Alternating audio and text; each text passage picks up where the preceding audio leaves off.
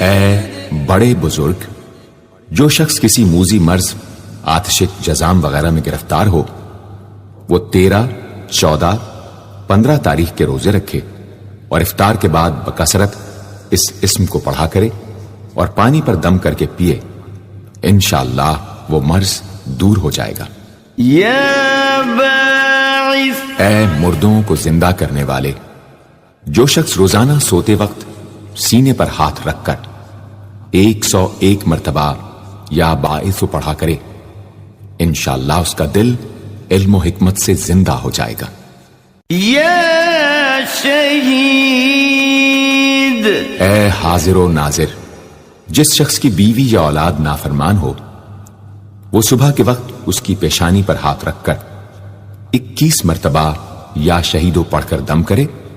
انشاءاللہ فرما بردار ہو جائے گی۔